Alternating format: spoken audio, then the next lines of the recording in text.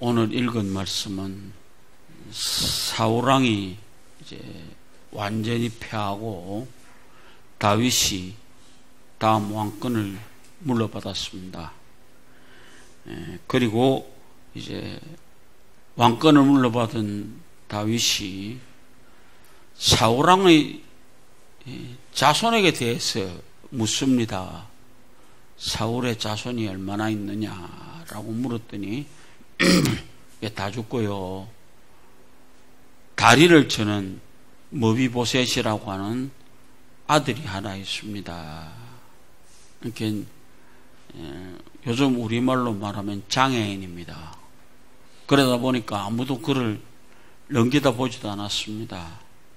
그랬더니 머비보셋을 다윗왕이 사람을 보내어서 그를 불러왔습니다.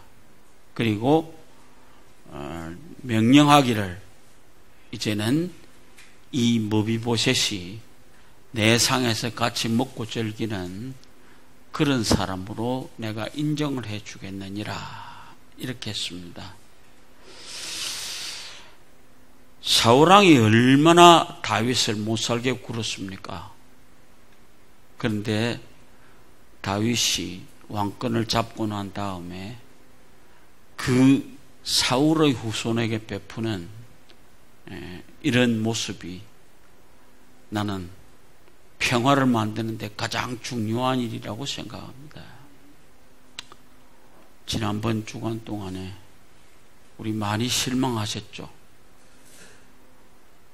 트럼프가 뭔가를 해줄 것 같았습니다. 우리 너무 많이 믿었습니다. 아니요.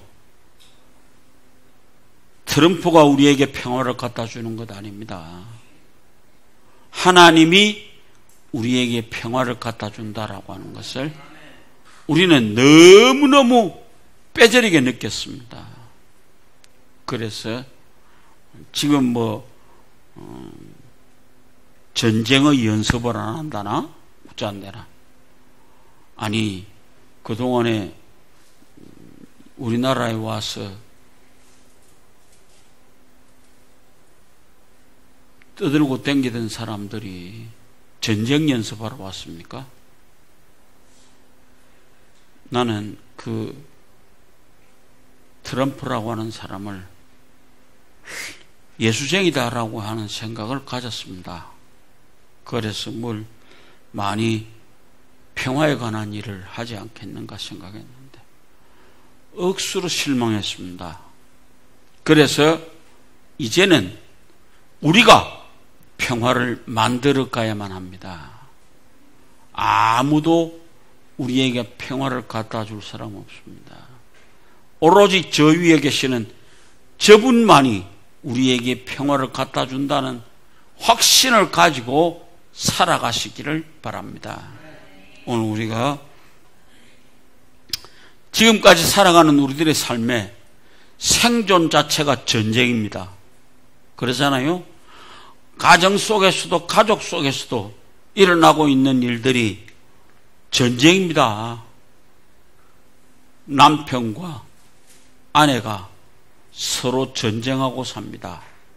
그런 속에서 우리는 좀 더 무언가 아름다운 삶을 만들어 가기 위해서 우리는 평화를 위한 노력이 있어야 되겠다라고 하는 생각을 가집니다. 지금 우리나라도 평화가 없잖아요. 전라도하고 경상도가 딱 갈라졌습니다. 좀 더 말하면 며느리하고 시어머니하고도 딱 갈라졌습니다. 그러니 사용자하고 노동자도 쫙 갈라져 있습니다. 왜 이렇게 되었느냐라고 하는 것을 생각해 볼 때 오늘 우리는 조금 더 우리는 평화를 만드는 노력을 해야 되지 않겠는가. 여당과 야당은 박이 터지도록 싸웁니다.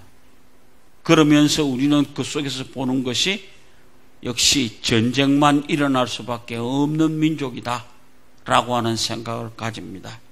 그래서 오늘 우리는 진정으로 평화를 만들려고 하는 노력을 해보십시다. 좀 더 생각해야 될 것이 뭔가 하면 평화를 만드는 것은 네가 아니고 내가 해야 된다는 것. 이 마음이 우리에게 꼭 있으시기 바랍니다. 다윗이라고 하는 사람이요, 사울에게 가지고 있는 이런 마음 생각할 것 같으면 사울의 3대족을 멸해도 신통치 않을 겁니다. 그러나 그 사울이 요나단의 아들 모비보셋을 데려다가 자기 상우에서 각지 먹을 수 있도록 해 주었다라고 하는 것이 얼마나 놀라운 일인지 모릅니다. 사울이 다윗을 억수로 박해했습니다. 말할 수 없는 고난을 겪었습니다. 드디어 세상이 바뀌어서 다윗이 정권을 잡았는데 휘두르지 않았습니다. 오히려 어떻게 베풀어 줄 것인가를 돌아보는 그런 멋진 임금이었습니다. 그런 임금이었기 때문에 우리는 그를 성군이라고 그럽니다. 거룩한 임금님. 그런 것을 생각해 볼 때 앞으로 우리도 이 땅 위에 평화를 만들기 위해서 무엇이 필요한가를 한번 좀 돌아보는 시간이 되기를 원합니다. 첫째로, 평화를 만드는 데 가장 중요한 방법은 포용하는 것입니다. 뭐요? 보듬어 주는 겁니다. 안아주는 것입니다. 사울 임금의 집안이 몰락을 했는데, 그러나 다윗은 그 속에서도 그는 몰락한 사울 집안에 남아있는 사람이 누군가를 찾았습니다. 그리고 모비보셋을 데려다가 같은 상에서 먹고 마시는 그런 은혜를 베풀어 주었습니다. 얼마나 멋집니까? 나는 이런 생각을 해봅니다. 자기를 죽이려고 하는 사울왕을 그는 용서했습니다. 나는 지금 여러분과 내가 뿌리박고 있는 이 땅의 삶이, 나는 지난번 3월 달에 이런 얘기를 했습니다. 왜 우리나라에는 만델라와 같은 그런 대통령이 없는가? 오랜 세월 동안 박해 속에 살았던 만델라가 감옥에서 나오고 난 다음에 모든 사람을 용서합니다. 대통령이 되고 나서도 모든 사람을 용서했습니다. 그래서 그 만델라가 죽었을 때 많은 세계의 대통령들이 찾아와서 그에게 머리를 조아렸던 것입니다. 우리는 어떻게 된 바인지 대통령 둘까지 맞아 잡아여서 감옥소에 넣어놓고 직성이 풀리는지 모릅니다. 이런 것은 절대로 있어서는 안 됩니다. 앞으로 정권이 바뀌어서 문재인 후임이 나오더라도 문재인이 주역치 않는, 감옥소에 가두지 않는 그런 멋진 평화를 갈구하는 사람이 나오기를 바랍니다. 오늘 우리는 좀 더 평화를 만들기 위해서 가져야 되는 것이 뭔가 보듬어 안아줄 줄 아는, 포용할 수 있는 것입니다. 우리 민족은 평화를 사랑하는 민족입니다. 그렇잖아요? 우리는 남의 나라 침범해 본 적도 없습니다. 그렇지 않습니까? 우리는 철저히 다른 나라에서 당하기만 하고 살았습니다. 6.25가 벌어져서 저 북쪽에 있는 김일성 일당이 쳐내려와서 우리는 너무 어려움을 당했습니다. 그래도 지금은 좀 더 우리는 이제 동족 산잔의 비극을 물리치기 위한 좀 더 성숙된 민족이 되기를 원합니다. 그래서 좀 더 포용할 줄 아는 그런 민족이 되시기를 원합니다. 스튜어드라고 하는 사람이 이런 얘기를 했습니다. 예수님께서는 이 땅 위에 오셔서 물질적인 것을 남기고 가신 건 하나도 없습니다. 다만 우리들의 마음속에 평화를 심어주고 가셨습니다. 멋있잖아요. 예수님 오셔서 우리에게 육신적으로 남긴 거 없습니다. 단 우리 마음속에 평화를 심어주고 가셨다. 우리는 예수 그리스도를 믿는 사람들입니다. 여러분 속에 평화가 있기를 원합니다. 두 번째로 평화를 만들기 위해서 필요한 방법이 뭐냐 하면은 함께 나누는 것입니다. 모두를 나눌 줄 아는 사람, 혼자만 가지려고 하는 마음을 가졌을 때 거기 평화는 끝장이 납니다. 나누는 자리에 평화는 있습니다. 그래서 독점은 바로 평화를 깨는 길입니다. 그래서 어린아이가 엄마 사랑을 동차지를 할 때 그 아이에게는 평화가 없습니다. 그렇잖아요. 아이들 가봐보세요. 엄마를 혼자 차지하려고 하면 오빠도 필요 없고 모두가 필요가 없어야 됩니다. 거기는 평화가 존재하지 않습니다.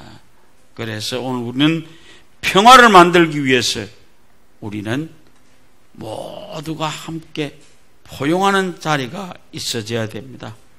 사무엘상 3장에 가면 재밌는 얘기가 있습니다. 다윗이 시글락이라 하는 동네에 진을 쳤습니다. 잠깐 다른 곳에 간 사이에 블레셋이 다윗의 진을 쳤습니다. 진을 두드려쳐서 그 동네와 침략하여 많은 재물과 다윗의 아내들까지 빼들어갔습니다.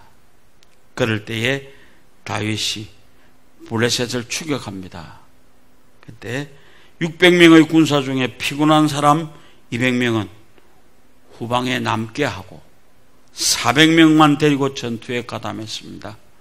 그리고 그 전투를 이겼습니다. 그런데 전리품을 나누는데 전투에 참가하지 않은 200명은 빼야 될 거 아니에요. 그런데 다윗이 전부 다 모든 그때 참석했던 600명에게 전부 다 전리품을 골고루 나눠주었습니다. 이게 평화입니다. 우리는 평화는 혼자 독점하는 것이 아닙니다. 나누는 것입니다. 그래야 우리는 행여나 이 속에서 생각해 보십시오. 한 팀은 참여했고 한 팀은 참여 안 했으니까 참여한 사람이 우째서 안 하는 아들을 왜 주느냐고 그렇게 하지 않겠어요? 그러나 다윗은 모두 다 골고루 나누어 주었습니다. 거기 평화가 왔습니다. 참 다윗이라고 하는 사람 생각해도 멋진 사람이에요. 그래서 바로 평화를 사랑하고 평화를 말하는 사람은 많습니다. 그러나 평화를 주장하면서도 우리 마음속에는 끊임없이 분쟁과 파괴가 들어차므로 진정한 평화가 존재하지 않는다는 것입니다. 우리 잘 아는 한마 슐트라고 하는 사람, 어떤 사람이었죠? 유엔 사무총장을 하다가 비행기가 떨어져서 죽었습니다. 그런데 많은 사람들은 그 한마 슐트를 존경했습니다. 그 이제 한마 슐트의 유품을 정리해 가는데 비행기 타고 가는 그 자리에서 그에게서 책 한 권이 나왔습니다. 마르틴 부부가 썼던 너와 나라고 하는 사람, 그 얘기. 늑항, 내캉, 니캉, 내캉 둘이 하는 얘기잖아요. 너와 나. 거기에 오늘 우리가 가져야 될 것은 너와 나라고 하는 사람을 갈라놓을 때는 그건 아무짝에도 쓸모가 없습니다. 그러나 너와 내가 하나가 되어질 때 거기 진정한 평화가 있다는 것입니다. 오늘 우리는 좀 더 우리들 자신들도 생각해 보십시다. 너와 내 우리 함께하는 자리가 되어질 때 거기 평화가 있습니다. 집안에서 그렇잖아요. 죽도록 수고하는 엄마, 우리는 행여나 그 수고를 잊어버리지는 않았습니까? 우리 모두가 함께가 되어져서 함께 나누는 일을 가질 때에 거기 진정한 평화가 존재한다는 것입니다. 오늘 우리는 2차 대전 때요, 가공할 만한 폭탄을 만들었던, 원자 폭탄을 만든 사람, 오늘 우리 잘 아는 오펜하이머라고 하는 사람이 미국 청문회 나와서 물었습니다. 평화의 무기가 무엇입니까? 라고 물었습니다. 그 원자탄을 만들었으니까 평화의 무기가 뭐라고 생각합니까? 그럴 때 그가 이런 얘기를 합니다. 평화의 무기를 이 땅에서 찾을 수 있겠습니까? 우리는 나누는 마음, 나누어 가지라는 마음, 나 혼자만 잘 살겠다는 마음이 아니고 함께 사는 길을 찾는 마음이 평화를 찾는 길입니다. 요즘 보면서 우리는 남과 북의 얘기가 가장 첨예하게 대립하고 있습니다. 트럼프가 오늘 김정은이하고 전화를 한다나 어쩐다나 아무리 생각해도 좀 지나칩니다. 우리 같은 쫄보가 생각해 보니까, 아니 자는 아무것도 안 했는데 왜 우리가 얼지 프리덤 훈련을 그만둬야 됩니까? 아무리 생각해도 좀 지나친 것 같아요. 근데 지는 잘났대. 잘나기는 뭐가 잘나요? 지 혼자 잘났지. 마지막으로 평안을 만들기 위해서 좋은 방법은 상대방을 인정하는 것입니다. 우리들 삶 속에서 가장 문제가 되는 것이 뭡니까? 이번 선거를 바라보면서 기성세대와 젊은 세대, 신세대의 사이에서 첨예하게 갈라졌습니다. 우리 집에도 갈라졌어요. 우리 아들하고도 내하고 전혀 안 맞습니다. 그래서 내가 가만히 생각해보면 저걸 그냥 폐지 입을까 싶은데도 요즘 오면서 그런 생각을 합니다. 가는 가대로 인정을 하고, 그럼 그만은 또 나를 인정하느냐 이게야. 꼰대라고 버렸다고요. 이 우리나라의 이 살아가는 삶이 그렇잖아요. 기성세대와 신세대의 차이가 뭡니까? 저거는 잘났고 꼰대들은 몰랐고, 그래서 꼰대는 우습게 보는 것이 이 시대잖아요. 근데 우리 한번 생각해 보십시다. 서로 인정합시다. 우리 아들 보고 그랬어요. 그래, 니는 니대로 가고 내는 내대로 가고, 근데 내가 하나 노파심으로 얘기할게. 우리야 얼마 살겠나? 그러나 너가 살아야 할 세대가 더 길잖아. 이런 얘기를 했습니다. 오늘 한번 생각해 보십시오. 사무엘하 4장에 가면은요, 사울 임금의 아들 이스보셋이 왕위를 계승합니다. 그런데 이스보셋의 신하가 배신해서 이스보셋의 목을 쳐서 그 목을 들고 다윗을 찾아왔습니다. 아니 자기 손 하나도 안 대고 쳐주기 줬잖아요. 그러면 다윗이 조탁해야 될 거 아니에요. 근데 그 목을 쳐들고 온 놈을 목을 쳐서 죽였습니다. 무엇인 줄 압니까? 인정하고 사십시다. 그래서 오늘 우리는 다시 한번 우리나라 통일을 이루어가는데 가장 장애 요인이 무엇일까요? 나는 서로가 서로를 인정합시다. 젊아들은 젊아들대로, 우리는 우리대로 인정해 가야 되지 않겠는가?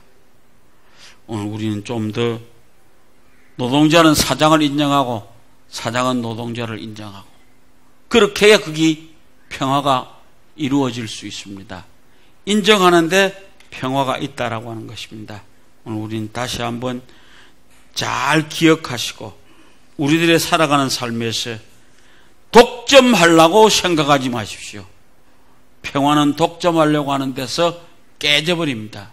서로가 서로를 인정하고 서로가 서로를 포용하고 받아들이는 데서 진정한 평화가 이루어질 수 있다라고 하는 것을 기억하시고, 우리 사랑하는 여러분들, 어려운 이 땅 위에 평화를 만들어갈 수 있는 사랑하는 여러분들 되어지시기를 주의 이름으로 부탁을 드립니다.